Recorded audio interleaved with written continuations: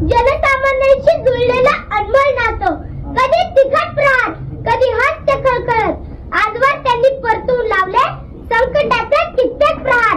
आव्हानांना पुन्हा उतरतात लढवय अजित पवार. अशा राजकारणातील दादा व्यक्तिमत्वाला विनम्रते अभिवादन करून मी माझ्या विषयाची सुरुवात करतो. अलीकडच्या राजकारणात दिलेला शब्द पूर्ण करण्यासाठी प्रसंगी नुकसान सहन करतील, टीका आणि टोकाचा विरोध सहन करतील, पण दिलेला शब्द पाळणारच. असे नेते बोटावर मोजणे इतकेच आहेत. बोले तैसा चाले त्याची वंदाळी पावले. या उक्तीप्रमाणे महाराष्ट्र राज्याचे दिवंगत उपमुख्यमंत्री नामदार श्री अजितदादा पवार साहेब यांचे नाव आवर्जून घ्यावे लागेल. प्रशासनावर मजबूत पकड, पक्ष संघटनेवर मजबूत पकड, दिलेला शब्द पाळणारे, पाहतो करतो बघू अशा शब्दांना ज्यांच्या शब्दसंग्रहात स्थान नाही, कार्यकर्त्यांची पूर्ण माहिती असणारे, कार्यकर्त्यांच्या अडीअडचणीला उभे राहणारे, जे पोटात तेच ओठावर असणारे, टापटीपणा, स्वच्छतेची आवड, वक्तशीरपणा या गुणांना जपणारे, पर्यावरणाविषयी आग्रह असणारे. महाराष्ट्राच्या राजकारणातील एकमेव उदाहरण म्हणजे श्री अजितदादा पवार. दादांकडून आलेली काम प्रशासनाच्या पातळीवर गतीने पुढे सरकायची. याचे कारण ते वेळेवर झाले नाही, तर दादांच्या रोषाला सामोरे जाण्याची तयारी अधिकाऱ्यांना ठेवावी लागेल. दादांचा आग्रह जनहिताच्या कामासाठी असायचा, त्यामुळे दादांकडून आलेली कामे वेगाने मार्गी लावली जायची. म्हणूनच प्रशासनात दादांचा जेवढा दरारा होता तेवढा आधारही होता. दूरदृष्टी, धडाडी, अचूक नियोजन, अचूक धोरण, अचूक निर्णय क्षमता यांच्या जोडीला माणुसकीचा ओलावा जपणाऱ्या या सामर्थ्यवान नेत्याच्या रक्तात फक्त आणि फक्त विकासाचे ध्येय भिनलेले होते.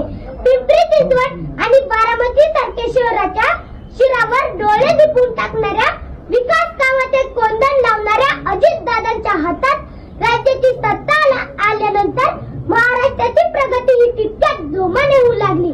यात मात्र शंका नाही. संपूर्ण महाराष्ट्रात दादांना आणि त्यांच्या कार्यपद्धतीला मानणारा मोठा वर्ग आहे.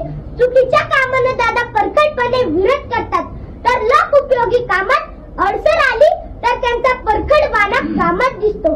काम झाल्यानंतर त्यांचे महत्व व दादांची कल्पक दृष्टी लोकांना समजते. महाराष्ट्रातील सर्वात कार्यक्षम नेता कोण, तर ते अजितदादा पवार होय. सकाळी 6 वाजता कामाची सुरुवात केली, रात्री 1-1:30 वाजेपर्यंत वर्षातील सर्व दिवस सलग काम करण्याची क्षमता असलेला एकही नेता राज्यात सापडणार नाही. प्रचंड प्रवास, दिवसभरात हजारो लोकांना भेटणे, अधिकाऱ्यांच्या सलग बैठका घेणे अशी सगळी कामे दादा तितक्याच कार्यक्षमतेने करत होते.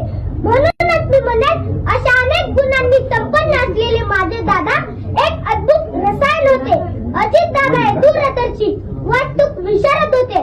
बारामती, पिंपरी चिंचवड अशा शहरांना घडवत असताना सोना ज्याप्रमाणे दागिन्याची कलाकुसर करतो, त्याच बारकाईने प्रकल्पाच्या अंमलबजावणीवर लक्ष ठेवले.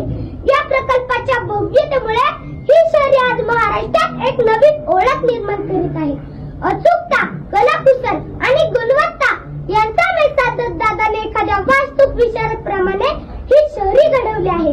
ज्ञानपीठ पुरस्कार प्राप्त श्रेष्ठ कवी विंदा करंदीकर यांची प्रसिद्ध कविता मला आठवते. जनतेच्या हृदयामध्ये अन्यायाची कळ आहे, जनतेच्या बहुमध्ये सागराचे बळ आहे. जनतेच्या हृदयामध्ये अन्यायाची कळ आणि जनतेच्या बहुमध्ये सागराचे बळ ज्याला ओळखता येते, तोच लोकप्रमुख राज्यकर्ता होऊ शकतो. राज्यकर्त्याचे हे गुण लक्षण ज्याला यथार्थपणे लागू पडले, असे राजकारणातील एक नाव म्हणजे श्री अजितदादा पवार. महाराष्ट्राचे माजी मुख्यमंत्री वसंतदादा नाईक यांच्यानंतर महाराष्ट्राच्या राजकारणात दादा म्हणून मिरवण्याचा मान मिळाला तो फक्त अजितदादांनाच. आपला स्पष्ट वक्तव्यपणा आणि सडेतोड वक्तृत्वाने महाराष्ट्राला हलविणारे दादा हे माझ्यासाठी आणि उभ्या महाराष्ट्रासाठी कायमच आदराचे स्थान असतील. आम्ही त्यांच्याकडे आदर्श म्हणून पाहतो. म्हणूनच अजितदादा यांच्या बाबतीत म्हणावे लागेल, you can love him, hate him, but you can't ignore him. तुमच्यासारख्या आणि माझ्यासारख्या असंख्य व्यक्तींचा आदरवड असलेल्या दादांना माझ्या शब्द रूपातील श्रद्धांजली मी पुढील काव्यात व्यक्त करतो.